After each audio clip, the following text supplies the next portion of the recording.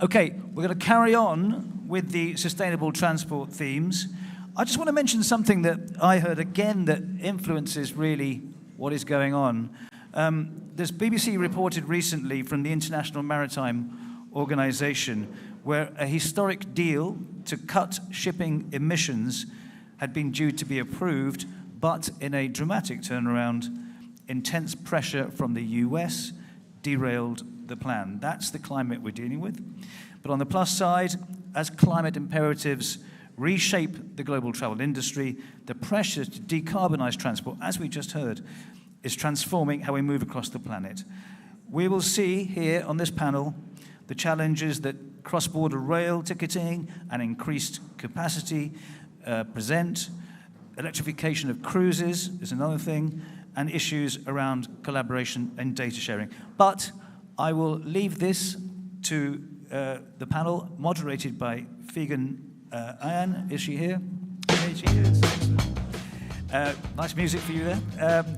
Figen pioneered the first underground cruise terminal in Istanbul, and I'm sure with her panel she will tell us about more hopeful signs. Figen.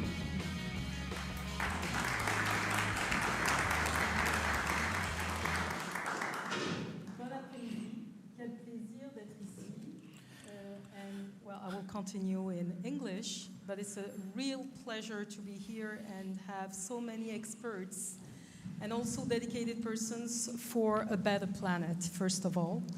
And this panel is really and truly the panel that moves the world, and because it's a sector where actually we are using on a daily basis.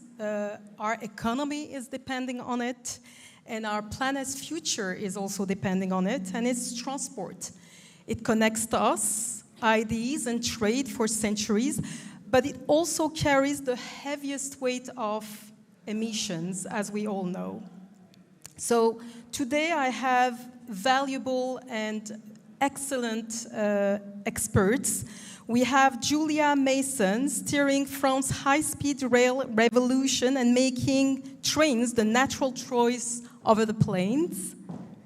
Welcome, Julia. We have Julia Sattel, pioneering the digital and sustainable transformation of aviation through AI and SAF. Welcome, Julia. And our third panelist is Jane McFadzean, bridging data and design to make greener choices visible and desirable for millions of travelers. Thank you for that, Jane.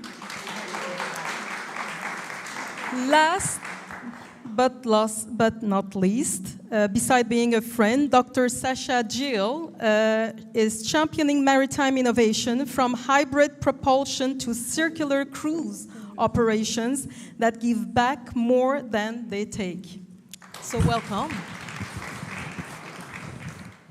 So just to frame this panel, and because we like numbers and we have seen many since this morning, we have to say that according to the Intergovernmental Panel on Climate Change, IPCC, and the International Energy Agency, transport is responsible for 15 to 20% of global greenhouse gas emissions. So we have to stand here and just look a little bit deeper and see which transport is covering which percentage. And the aviation contributes about 2.5% of CO2, though its full climate impact doubles once we add contrails and nitrogen oxides. And Julia must know it better than me. Maritime transport is powering 90% of global trade and emits roughly 3%, reminding us that globalization floats quite literally on fossil fuel for the time being. And as we come to rail, the quiet achiever, it stays under 0.5%, showing what's possible when electrification meets innovation. So these numbers tell more than a story to us. They're a mirror that shows how the race towards sustainability is no longer between rail, sea, and air. It's a shared corridor of innovation, and that's what we are going to talk today together. And we have 30 minutes, and we divided the discussion in two main platforms. The first one will be just to dive into every single segment of your industry, and then we will see how we can just intertwine this, the collaboration. So, Julia Mason, I will start with you, if I may.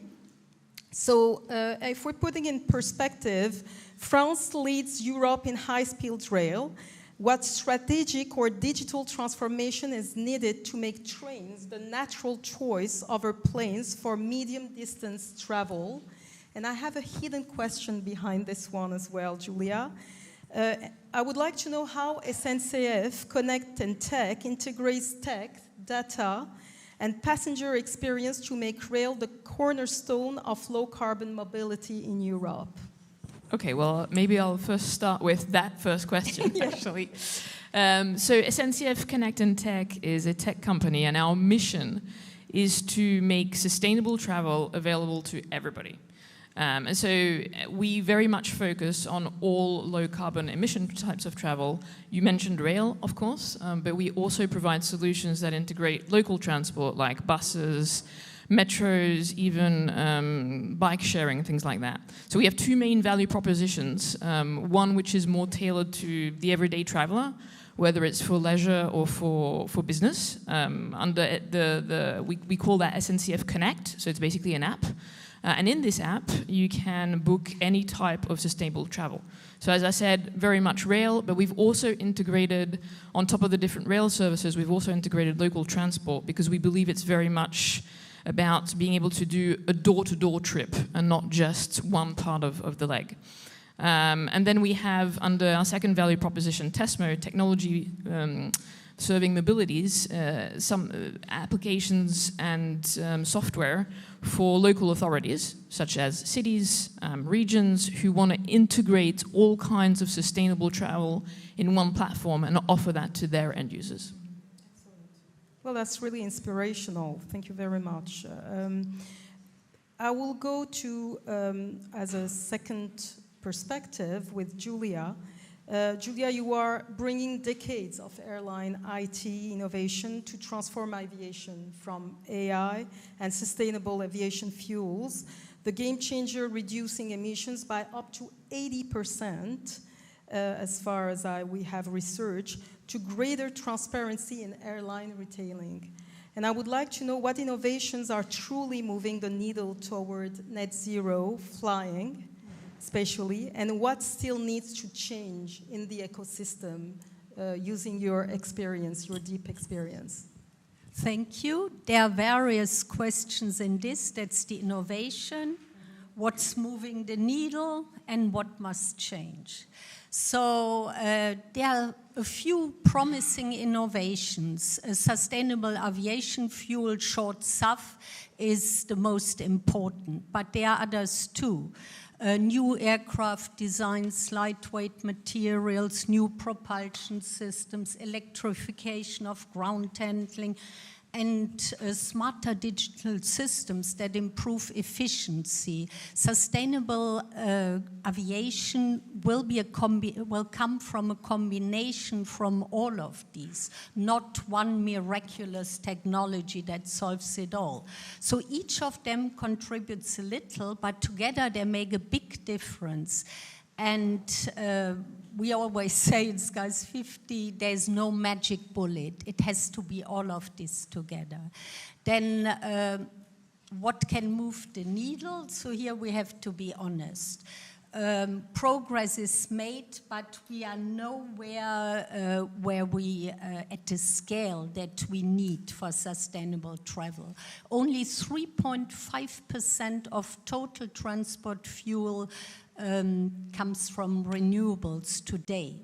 To stay on track for 2050 net zero, this must grow 15% per year until 2030. And for aviation, it means 15% of total jet fuel must be SAF in 2030 and 75% in 2050 to achieve the goal that you just read. And we are nowhere near that. The scale of what has to be achieved is immense. But of course, so is the opportunity. We must accelerate SAF production dramatically. And this could be a great opportunity because by 2030, this could be a $90 billion annual market. And that is creating jobs and driving growth in many regions. Now, finally, what must change is three things: capital, collective will, and collaboration.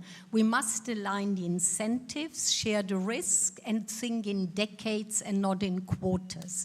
If we do that, sustainable aviation will become both possible and profitable.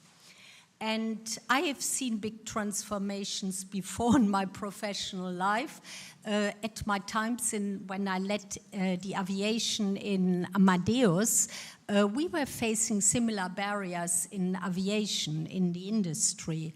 There was fragmentation, short-term focus, reluctance to cooperate. And over time, we built shared systems that benefited everyone. And if we do the same in sustainability, I'm convinced that if we work together, stay persistent, and keep the long view, that we will achieve sustainable travel. And that's what in our Skies 50 fund we are working towards every day. Fantastic, thank you very much. I mean, collaboration, obviously, and it's a visionary approach that we will dive a little bit further in a few minutes. Before, I would like just to ask you, Jane, you are a platform that touches millions of travelers daily. And I'm a firm believer that digital ecosystems can shape greener consumer behavior. So in that sense, how do you think a global online travel agency, an OTA, like Trip.com, can leverage data and design to guide users toward lower carbon choices without limiting freedom or convenience, as we have discussed in the previous panel, actually? Yeah, thank you, and hi everybody. It's great to be here. I think, my role here, I think today is to show what happens when all the choices, when all the modes of transport can come together. Trip.com, we're not an operator. We are a global OTA, and I'll share with you just a really quick snapshot of, I think it's helpful for me to share how we think about it internally. So we talk about the 4 C's. We talk about connection, we talk about choice, we talk about collaboration, and we talk about customer. So can you everybody hear me okay? No? Is it not working? Oh, one microphone. Yeah. Is that better? Is a little bit Oh, God damn it. You're going to have to listen to it again. Sorry, I'll be really quick. Okay, thank you for pointing that out. So, my role is different. We are here because we represent all modes of transport. I'm going to share with you how we think about it internally. We talk about the 4 C's. We're a global online travel provider. We're not an operator. So the 4 C's are connection, choice, collaboration, and customers. So in terms of connection, what we do is we connect our travelers with all types of transports, whether that's flights, accommodation, rail, attractions globally in every market, every day, as you said, to millions of people. That gives us a perspective and an opportunity to influence through information. And that's exactly what we try to do every day. So the second C is around choice. So we feel that consumer choice is our biggest and strongest lever for sustainability going forward. So our customers come to our platform. We're a shop window. Our customers come to our platform and they can compare price, cost, time and increasingly carbon impact. So we've heard from Olivia a second ago about BCD, from BCD, mentioned the TIM case here as well from Travellers. We talked about the travel impact model. That's where our customers can actually see when they're booking the sustainability information at the point of booking. Great, fantastic, more of that, please. So that's the choice part. And the collaboration, I'm talking to the converted. There's no one here that's not going to say collaboration isn't key, but we work with travel partners across the globe, across the whole ecosystem from hotels. And, we're in Europe, we're in Paris. Rail has been a strategic focus for our business here.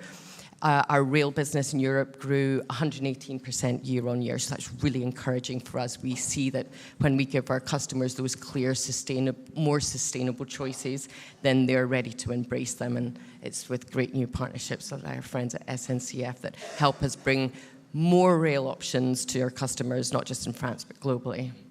And then the final, but probably for me and for us as a business, the most important part of the C is customer. So we're a B2C business. The customer is at the very center of everything that we're built and everything that we do. At Trip.com Group, we have customer, partner, and then the business, and that's how we think about it. The final comment that I would say is that I was here this time last year, and we were launching our consumer report around sustainable travel. So our customers were telling us that they want to travel more sustainably. They want, it's the say-do gap, isn't it? 92% of people want to travel sustainability, but only 57% do. So we believe that if we're giving them that clear, consistent, credible, comparable, lots of C's again, data, then they will make those more sustainable choices. We love data. It's the lifeblood of many people here, but what we have to remember is that behind every piece of data, there's somebody making a choice, a person making a choice about their travel and how they travel and where they travel. And so we try to think about that all together. Fantastic. Sasha, well, actually representing the maritime industry, we know in reality that when we're talking about cruise and maritime sectors as differently perceived, we are the black dog in the room. We are in reality laboratories of environmental innovation since the 90s, to be honest with you. And in reality, we have experienced this innovation from hybrid propulsion to port electrification as well, or totally ships which are changing their fuel consumption and type, to waterborne tourism that gives truly back to the community. So as we all know, maritime travel is often under scrutiny. And I won't put all the pressure on you today, or we won't, thankfully. But how do you think this sector, and I know that your company is a very good example of it, but how do you think this sector can transform from being seen as a challenge to becoming a blueprint for circular and sustainable mobility? Because this is what we are all looking for and working for as well. I think what's interesting about the cruise sector is that we are not as much driven by the onboard customer as such, but the typical cruiser. We are very much driven by the local communities. And how does that work? The local communities, they welcome us in their cities. Take Amsterdam, for example, take Barcelona as well. Take some of the key cities that you find. They welcome us, but they also say to us, if you come to our city with a cruise ship, with a river ship as well, with an ocean ship as well, then we want you to be sustainable when you come in here as well. And that's the key driver there. So what we see is Europe as such sets the rules, and almost every cruise ship at some point touches Europe. So what Raj said about the IMO, for example, is not as interesting for us because we're touching Europe. But generally, when we talk about Europe as such, it's the local community who says, come in, welcome, we welcome your guests as well to visit our city, but be sustainable. And from that point on, we actually speed that transformation up much, much quicker, because we know by 2030, 2035, 2040, we will only be able to hit these ports when we provide sustainable transportation. That means for us methanol, for example, electricity on board as well. So mostly 2 molecules and 1 electron, as we say, which is always a mix of different fuels as such. That's what we're aiming for on the river side, specifically for Europe. Just to put a few numbers behind that, if we look at the maritime industry, worldwide we talk about more than 100,000 cargo ships. But when we look about cruise ships, we talk about 400 ocean-going ships. If we look at the inland waterways, so anything that goes on the river, we talk about roughly about 18,000 ships in Europe. 18, that's 1/8. 18,000 ships on the river, and about 350 of them are river cruise ships. The interesting thing, though, is every cruise ship is usually white, right? It's usually docks in the city center, so we recognize it quite a bit. So there's a lot of visibility, but there's actually very few in numbers.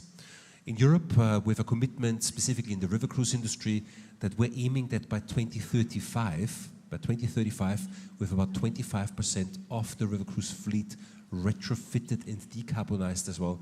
And as I mentioned as well, that's for us, this is a methanol biofuel mix with electrons, so 2 molecules and 1 electron. So that's what we're aiming for, and that's what we do for the local communities. Thank you, Sasha. So we have 10-ish minutes more. And we'll pass to the second section. And we have seen inspiring example from each mode. Now let's look at how we connect them to each other. And because true sustainability can only happen at the intersection, as we keep on talking in every single panel that we have seen. So I will start with James Settle. I'd like to know, how do we ensure data interoperability between rail, air, and sea so that the traveler's experience and emission data flow seamlessly across platforms? It's Jane, sorry. Shall I take this one? Yeah. Sorry. Together. You can take it after me. We did it twice.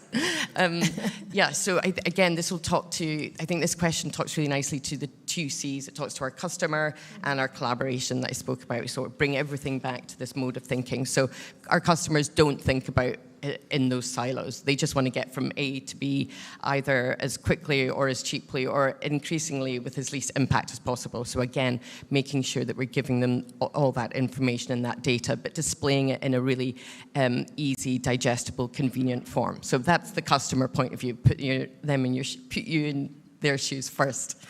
And then from the collaboration point of view, so it's all about data here for us. So it's about having shared standards. It's about having open and equal access to data. It's about having open data frameworks across the same landscape so that we can, as a group or as a collective, as an industry, then share that display that information then to our consumer, and then we're confident that they will go ahead and then make those right choices. So it's really sort of collaboration on steroids, if I'm allowed to sort of use that term, because it's about the industry partners who are all here, but it's also about the policymakers, it's about the technology partners. And as a group, we here, Trip.com Group, we are investing heavily in this space. We want to make sure that we're building relationships with all of those key stakeholders, because, again, it's going to take everybody to create that open data shared space for us to then give the consumers what they're asking us for and what they need. Julia, you wanted to... Yeah, and I'd just like to jump on what you just said, because I think that's very true, and it's certainly something that has been hindering, I think, us, certainly in the rail industry. There are, in theory, norms and standards. However, they're not necessarily followed by everybody. And I think we are definitely looking towards policymakers in Europe, for example, European Commission, to help make sure that standards that do exist are actually implemented, because otherwise you end up with systems where you have to, from a data perspective, integrate every single operator in different ways, and that's just incredibly time-consuming. You also have to make choices then in terms of who you integrate first. So I think that's very, very true. It's certainly necessary, I think, in rail. I'm not too sure about the other industries. Maybe our colleagues here can talk a bit more about that.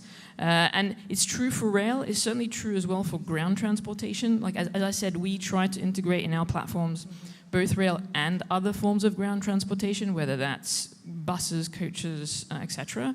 And there as well, there are, in theory, norms and standards. However, they are still not applied. And so it makes it incredibly difficult for a digital platform to actually provide all the data to consumers. So I think policymakers have a huge part to play here. Yeah, and policy making, but in the same time, we have to make sure that we're still competing, and it's. But you can compete then on the offer and on customer excellence and the service that you provide. But I think that from a data perspective, we want to make sure that it's as easily integratable as possible. Definitely. You wanted to add something, Julia? Yeah. Yeah, I mean, please. I can only agree. Radical collaboration, which is what we need here, we find is very hard to achieve. And we see it in aviation, getting competing airlines to share data, customer data, or align sustainability targets looks like a real challenge. And this is telling us something practical and important. I think here the incentives must be aligned for them. Very often, if we want to make this interoperability challenge happen, really all players must work towards the same goal. And very often, sustainable solutions cost more upfront, and the benefits come longer term, and they are shared. And this misalignment slows down the progress. So here governments can help, as you said already, by stable policies, carbon pricing, predictable incentives that help to reduce risk of investment. The players of the industry must commit to shared data standards, long-term thinking, and transparency. And the consumers must really reward the progress that is made, so that's worthwhile, and also insist on credible reporting. If that happens, the markets will follow soon. Yeah, credible reporting is key as well, yeah. True. Mm-hmm. I would like to jump on the maritime industry and know if there are models of green corridor collaboration similar actually to what we have heard, Sasha. There are green corridor collaborations specifically in the maritime non-cruising world as such. Mm-hmm. In cruising itself, I think what's important is to look at your source market. And when we look at the source markets as such, I just pick one of the cruising industries. If I take the European river cruising, for example, where 49% of the European river cruising are Europeans cruising on European ships. Now, that customer segment is a segment that usually is not in a hurry. So that means they take train and bus. That's very common as such in that industry. When we look at the overseas market, the other 50+%, here we're talking about clients mostly from Asia and US, North America as such. And there, of course, my question is always, you cannot restrict people from going on vacation. But what we can do is we can make sure that our portion becomes green so everybody else can do their bit as well.